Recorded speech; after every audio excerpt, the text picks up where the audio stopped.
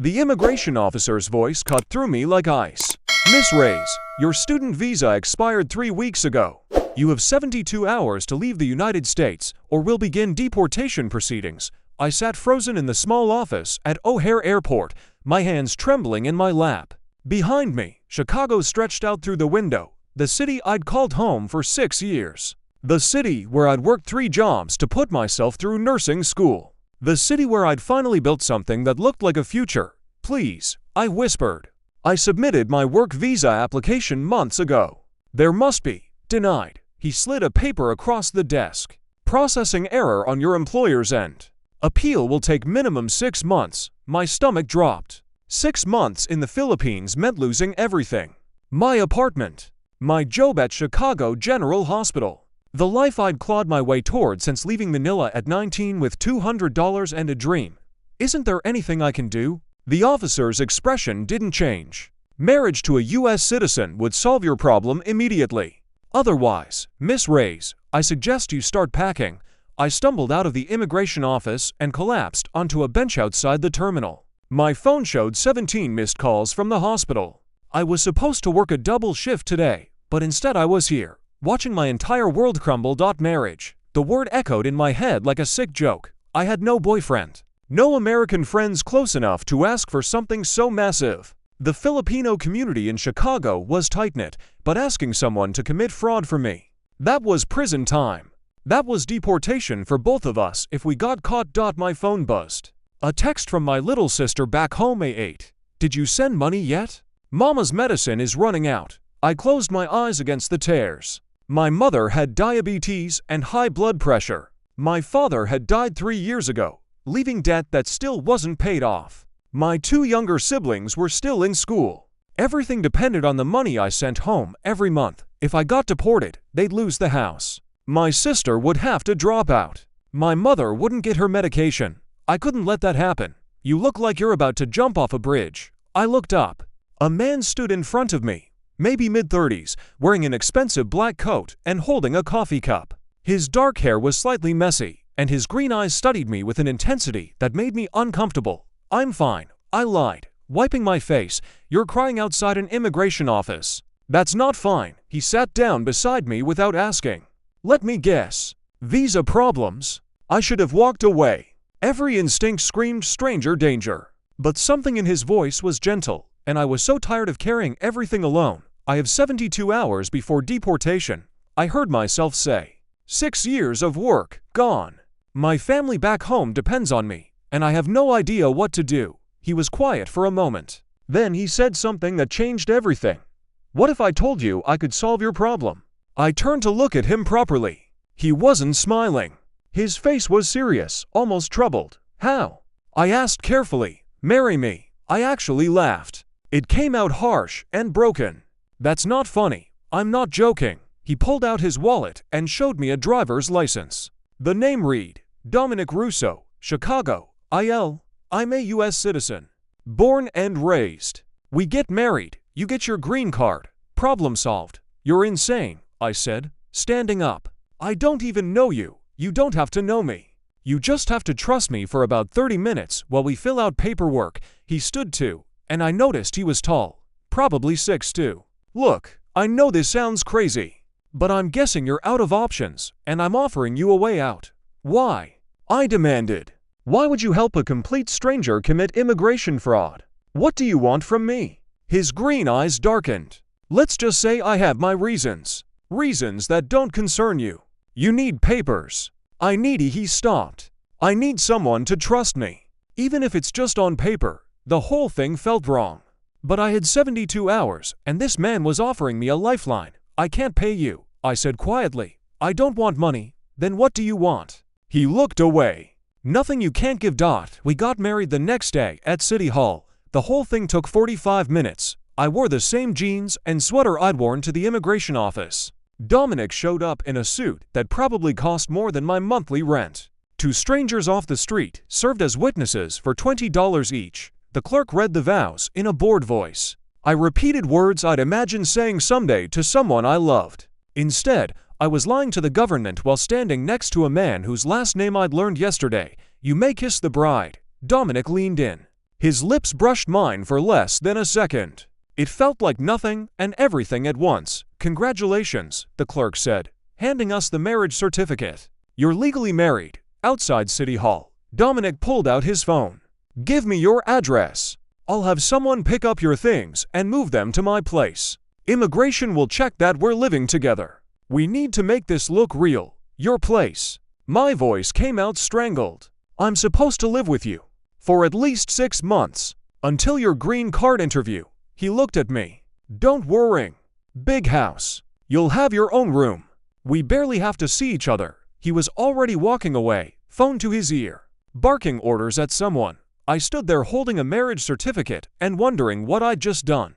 Dominic's house was in Lincoln Park, one of Chicago's wealthiest neighborhoods. The car he'd sent pulled up to a 3-story brick mansion behind iron gates. My entire apartment could have fit in the entrance hall. A woman in her 50s met me at the door. "Mrs. Russo," she said with a warm smile. "I'm Beatrice. I manage the house. Let me show you to your room."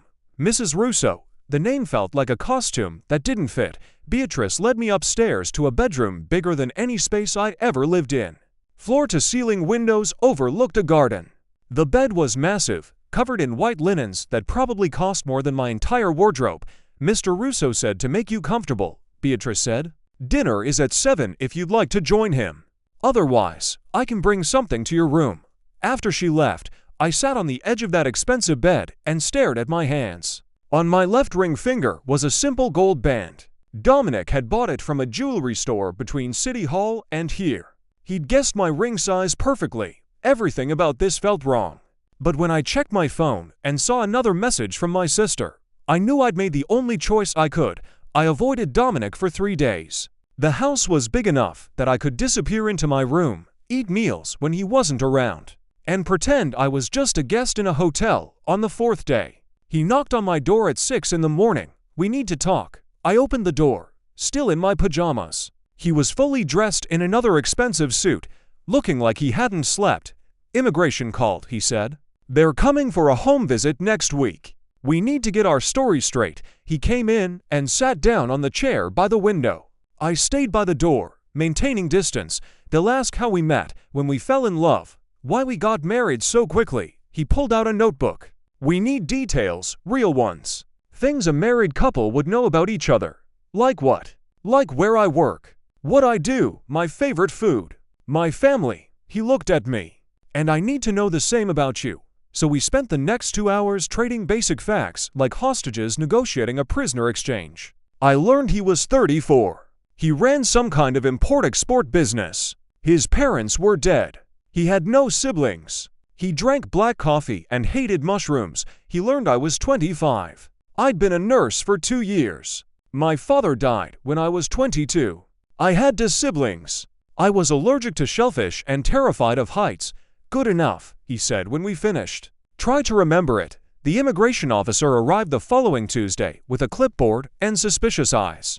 Her name was Officer Hayes, and she looked like she'd spent her entire career catching fraudulent marriages. "So," she said, settling into our living room, "tell me how you two met." Dominic didn't miss a beat. "Airport. I saw her crying outside the immigration office. Something about her just he glanced at me. I couldn't walk away. Love at first sight." Officer Hayes' tone dripped skepticism.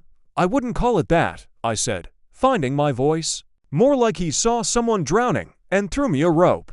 I didn't trust him at first, but you married him 3 days later, when you're about to lose everything. 3 days feels like forever. I met her eyes. "I know how this looks, but I'm not lying about my feelings. He saved my life." Something flickered in Officer Hayes' expression. She turned to Dominic. "And you? Why marry a woman you just met?" Dominic was quiet for a moment. "Because I know what it's like to have no options. To feel like the whole world is against you." His voice was rough. "I had the power to help her, so I did." Officer Hayes asked more questions. About our bedroom arrangements, our daily routines, our future plans. We answered everything carefully, sticking close to the truth wherever possible. When she finally left, I collapsed onto the couch. "We passed," Dominic said quietly, "for now." That night, I found Dominic in his study at 2 in the morning. The door was open, and I saw him sitting at his desk, staring at his computer screen with an expression I'd never seen before. Fear. Can't sleep. I asked from the doorway. He looked up, startled. For a second, I saw something raw in his face. Then the mask came back. Work stuff, he said. Nothing important. I should have left. Should have gone back to my room. But something made me walk in and sit down in the chair across from him. You're lying, I said. I've seen enough scared people in the to recognize it. What's wrong?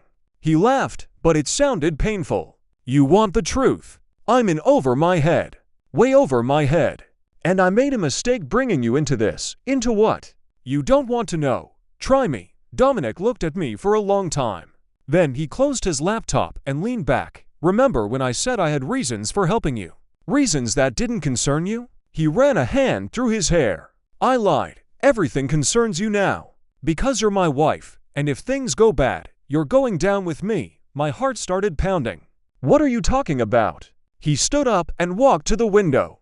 I'm not who you think I am. My real name is Dominic Russo. That part's true. He kept his back to me. But the import-export business? That's a cover. I work for the Moretti crime family. Have since I was 18. Started as a driver, moved up to enforcer. Now I handle their financial operations. The room tilted. You're in the mafia. Was. He turned around. Past tense. 6 months ago, I decided I wanted out.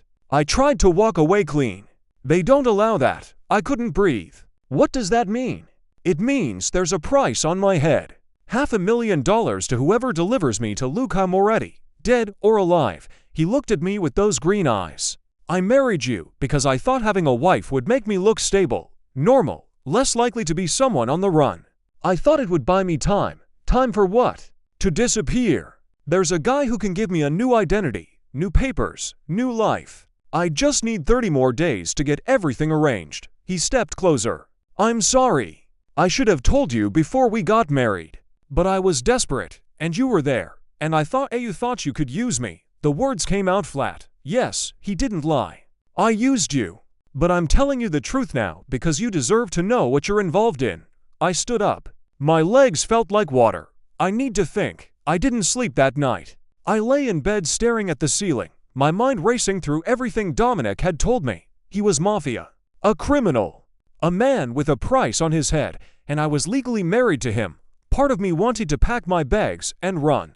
But run where? Back to the Philippines? I'd already filed for my green card based on this marriage. If I left now, I'd be deported anyway, and this whole thing would have been for nothing. Around 5 in the morning, I got up and went downstairs. Dominic was in the kitchen, drinking coffee in the dark. I'm not leaving, I said. He looked up. You should, probably. But I'm not. I sat down across from him. You helped me when no one else would. I'm not abandoning you now. This isn't your fight. It is now. We're married, remember. For better or worse, I tried to smile, but it felt shaky. Besides, you said you need 30 days. I can give you that. Dominic stared at me like I'd grown a second head. You understand what you're saying?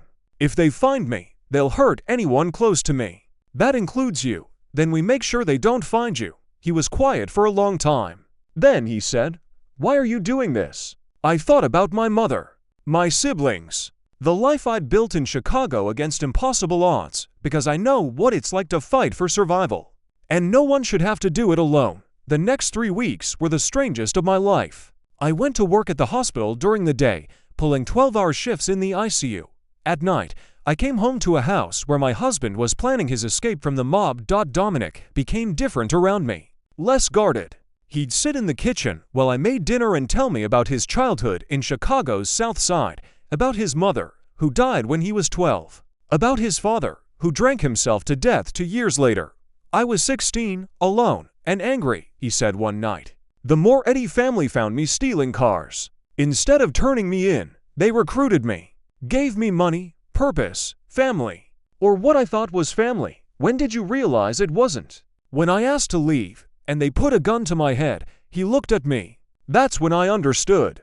You don't join a family like that. You get owned by them. I told him about Manila, about growing up poor with parents who sacrificed everything for their children's education, about my father's death leaving us drowning in medical debt, about the guilt I carried every day, knowing I had it better than my family back home, You send them money every month, Dominic said. It wasn't a question. Half my paycheck. It's not enough, but it's something. He nodded, understanding without judgment. You're a good person. You say that like you're not. I'm not. His voice was hard.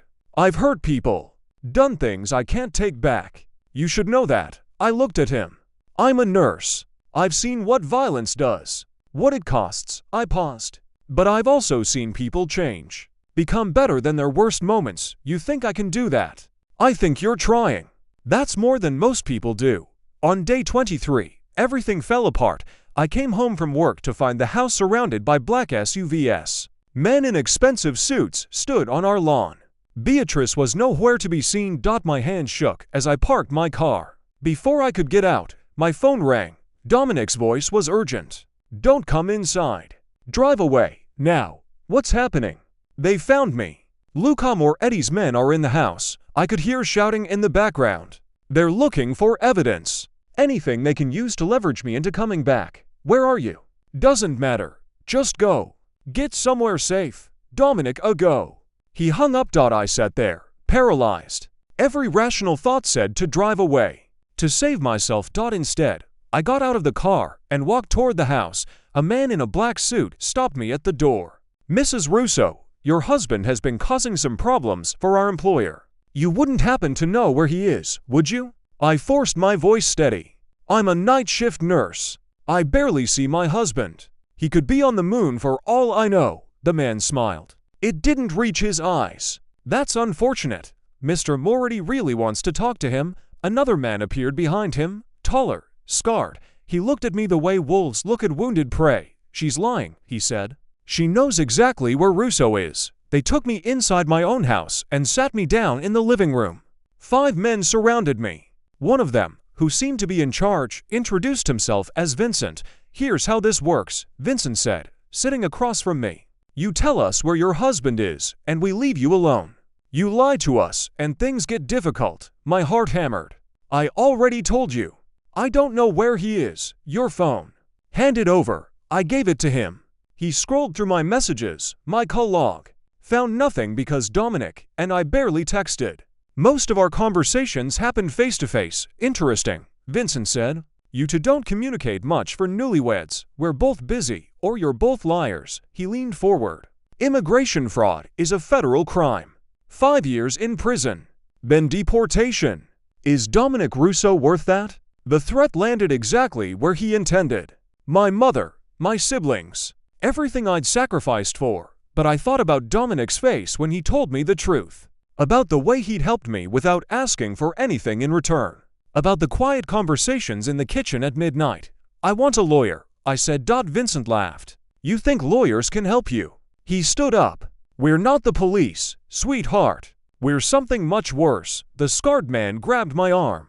His grip was painful. Last chance, Vincent said. Where is he? I looked him in the eye. I don't know. The scarred man raised his fist. The punch never came. Enough. A new voice cut through the room. Everyone turned.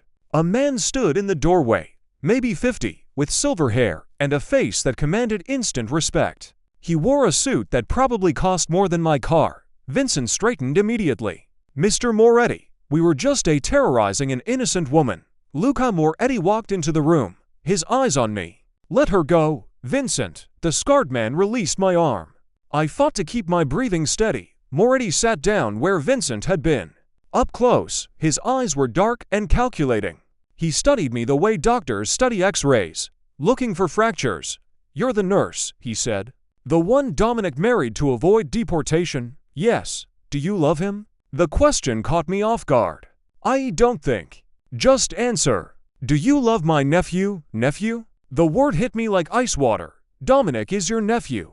His mother was my sister. Something painful crossed Moretti's face. I raised him after she died. Taught him everything. And he repays me by trying to leave the family. By betraying everything I built. He leaned forward. I'll ask again. Do you love him? I didn't know what the right answer was. Didn't know what would keep me alive. So I told the truth. I don't know. We've only known each other a month. But he's a good man trying to escape a life he never chose.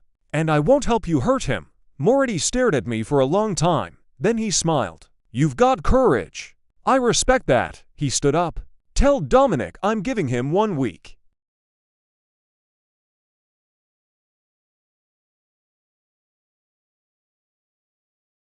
"1 week to meet with me, face to face, no tricks. After that, the price on his head doubles, and I stop being nice to his wife." He walked out. The other men followed. I sat there shaking until my phone rang. "Are you okay?" Dominic's voice was frantic. I saw them leave. "What did they do?" "I'm fine. I wasn't, but I needed him to think I was." "Your uncle paid me a visit." Silence. "He told you. Why didn't you mention that Luca Moretti is your family?"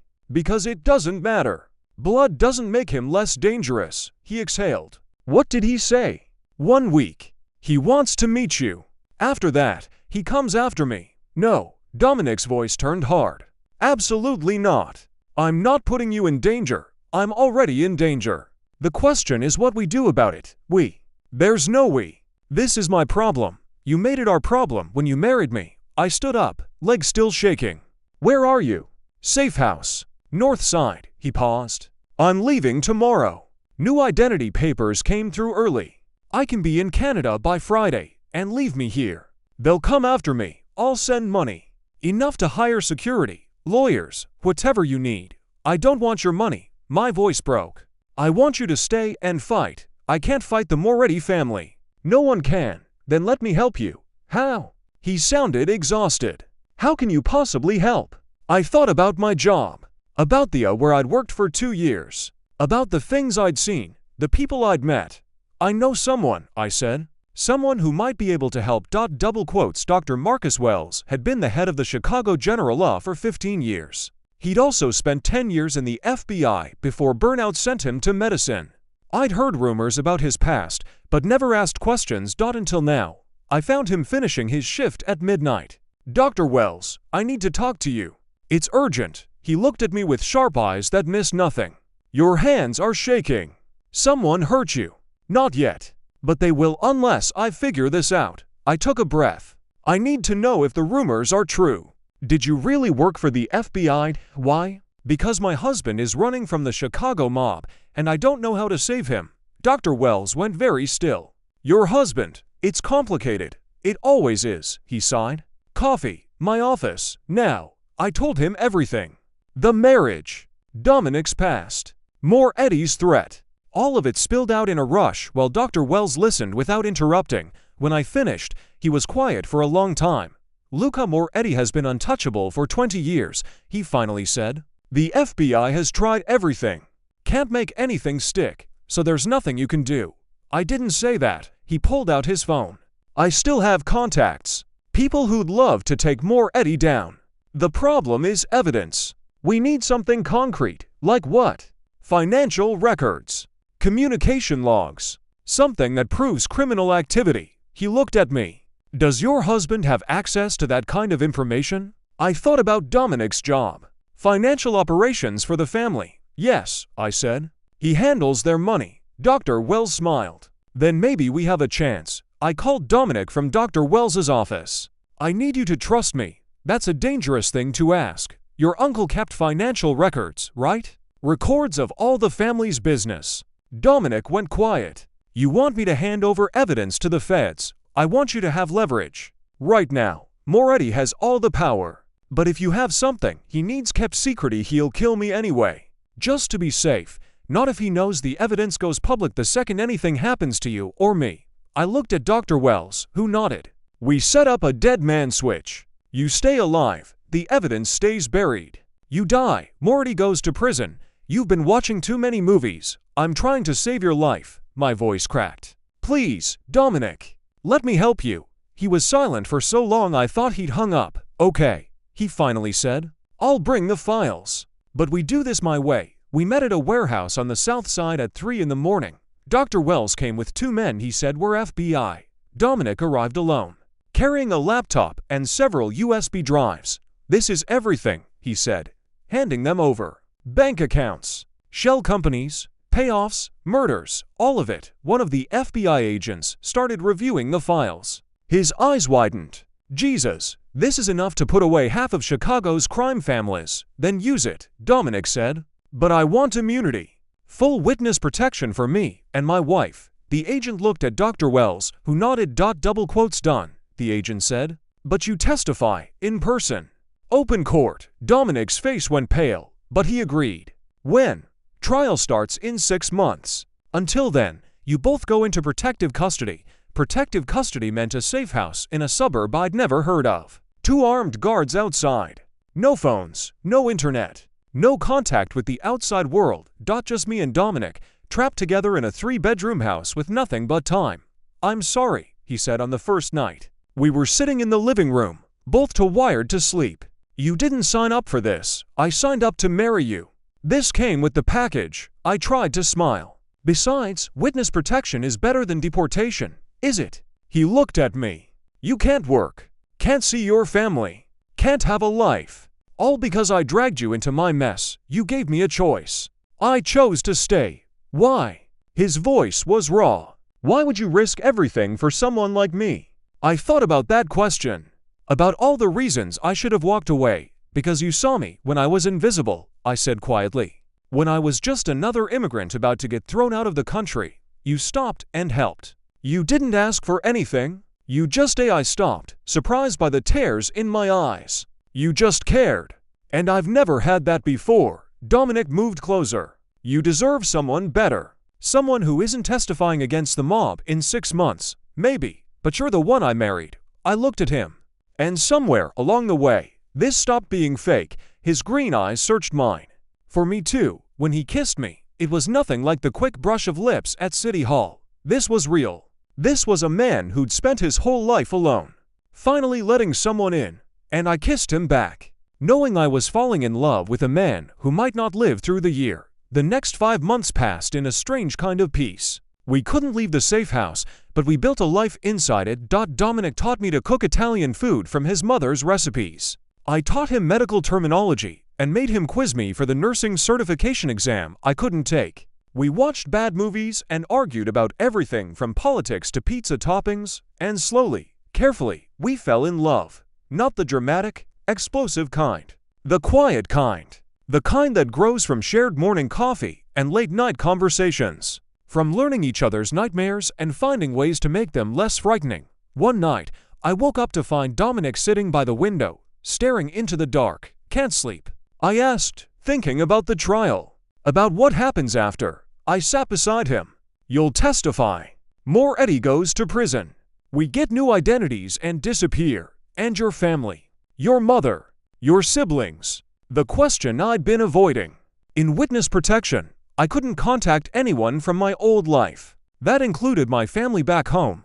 I'll send them money through intermediaries, I said, not believing it myself. The FBI said they'd arrange it. That's not the same as talking to them. Being there for them. I know. My throat tightened. But some sacrifices you make for the people you love. Dominic pulled me close. I'm not worth that sacrifice. Let me decide what you're worth. We sat there together, watching the sun come up, both knowing our time was running out. The trial started on a cold Monday in February. Dominic wore a suit I'd helped him pick out. I sat in the gallery with 2 FBI agents on either side of me. Luca Moretti sat at the defense table, looking exactly like what he was, a predator in expensive clothing. When he saw me, he smiled. It made my blood run cold. Dominic took the stand and told everything. About the family's operations, the murders he'd witnessed, the corruption that stretched from street level to the mayor's office. Moretti's lawyer tried to destroy him, called him a liar, a traitor, someone who'd betray his own uncle to save himself, but Dominic never wavered. He answered every question calmly, backing up everything with evidence. On the 3rd day of testimony, during a recess, I went to the bathroom. One of my FBI escorts waited outside. I was washing my hands when the door opened. Victoria Moretti, Luca's wife, walked in. She was elegant and terrifying, with ice blue eyes that missed nothing. "You're the nurse," she said. "The one who married Dominic." I couldn't speak, couldn't move. She walked closer. "My husband is a lot of things. Violent, cruel, unforgiving. But he's also loyal to family. He raised Dominic like a son." She stopped inches from me. "And you destroyed that. Dominic wanted out. Dominic was safe until you came along. Until you made him think he could have a normal life." Her voice was poison. "When this is over, When my husband walks free because some jury won't convict him, we'll come for both of you. And we'll make it slow." She left before I could respond. I stood there, shaking, until my FBI escort knocked on the door. That night, I told Dominic about the encounter. He went pale. "She means it," he said. "If Moretti walks, we're dead. He won't walk. The evidence is solid. You don't understand. The Moretti family has connections everywhere. Judges, jury members. One phone call, and this whole thing falls apart." I grabbed his hands. "Then we trust the system. We trust that the truth matters. The truth hasn't mattered my entire life. Why would it start now? Because you're making it matter. By standing up. By testifying." I held his gaze. "You're not that scared kid from the South Side anymore. You're someone who chose to do the right thing, even when it could cost you everything." Dominic pulled me close. "If something happens to me, nothing's going to happen. If it does, I need you to know something." He pulled back to look at me. "This started as a transaction, but it became real. You became real. And I love you." I'd known he cared. But hearing the words made something crack open in my chest. "I love you too," I whispered. "Which is why you're going to survive this." "We both are." He kissed me like it might be the last time. The next day, the jury reached a verdict. The courtroom was packed. Press, FBI, Moretti family members filling the gallery with silent threats. I sat in the front row. Dominic beside me, both of us holding our breath. The judge asked the jury foreman to read the verdict. On the charge of racketeering, guilty. On the charge of conspiracy to commit murder, guilty. On all charges, we find the defendant, Luca Moretti, guilty. The courtroom exploded. Reporters rushed for their phones. FBI agents moved to surround Moretti. His wife screamed. And Dominic grabbed my hand so tightly I felt bones shift. "We did it," I whispered. "It's over." But when I looked at Moretti being led away in handcuffs, I saw him mouth something to Dominic. 2 words. "This isn't over." The FBI moved us that night. New safe house. Tighter security. The agent in charge explained that Moretti still had people on the outside. People who'd carry out his orders from prison. "How long do we have to hide?" I asked. "Until the appeals run out." Could be years, years of living in shadows. Years of my family not knowing if I was alive. Years of looking over our shoulder. I looked at Dominic. "Is this the life you want?" "I want whatever life has you in it," he said quietly. "Even if it's lived in hiding." I thought about my mother, my siblings, the life I'd left behind. Then I thought about the man beside me. The one who'd given me a chance when no one else would. The one I'd fallen in love with in a safe house while preparing to testify against the mob. "Then we hide," I said. "Together." 6 months after the trial, the FBI gave us new identities. I became Emma Torres. Dominic became Alexander Hayes. They sent us to a small town in Montana, about as far from Chicago as you could get without leaving the country. I got a job at the local hospital. Dominic worked as a high school teacher, teaching business classes to kids who had no idea their teacher used to run financial operations for the mob. We rented a small house with a garden.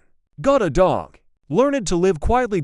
And slowly, the fear faded. I found ways to send money to my family through intermediaries. They thought I was working overseas. It wasn't perfect, but it was something. Dominic and I got married again. This time in a small church with real vows and real feelings. No strangers as witnesses. Just us and the life we'd chosen. One night, a year after moving to Montana, I found Dominic in the garden, staring at the stars. "Regrets?" I asked, sitting beside him. "About testifying. About leaving Chicago." He shook his head. "No. About dragging you into this. Every day, I dragged myself in. You gave me a choice, and you chose me. I still don't understand why." I took his hand. "Because you saw me when I was invisible. Because you helped when you didn't have to. Because somewhere between a fake marriage and witness protection, you became the best thing that ever happened to me." He pulled me close. "We're really doing this, aren't we? Living a normal life in Montana under fake names. We're doing something better than normal," I said. "We're alive. We're together. We're free." Free. He tested the word. "Yeah, I guess we are." 2 years after the trial, I was working a shift at the hospital when the FBI called. Mrs. E. The agent caught himself. "Emma, we have news. Luca Moretti died in prison last night. Heart attack." I sat down hard. "He's dead. He's dead." which means the threat against you and your husband is significantly reduced. We're not saying you can go back to your old lives, but we don't want our old lives, I interrupted. This one is better. After I hung up, I drove home and told Dominic. We sat in our living room, processing what it meant. We could go back to Chicago, he said. Get our real names back. Do you want to? He looked around our small house, at the life we'd built. No, I like who I am here. Who we are, I smiled. Me too. That night, we burned our old ideas in the fireplace. Watched the names Dominic Russo and Marie Reyes turn to Ashdod, and in their place, we became Emma and Alexander Hayes, a nurse and a teacher in a small Montana town. A couple who'd found each other in the worst circumstances and built something beautiful anyway. Sometimes I thought about the girl who'd stood outside O'Hare Airport, crying because her visa had expired. The one who'd agreed to marry a stranger out of desperation. I wondered what she'd think if she could see me now. Married to that stranger for real. Living a life built on truth instead of fraud. I think she'd be proud, because in the end, I didn't just avoid deportation. I found home. Not in a country or a city, but in a person, and that was worth everything I'd lost along the way.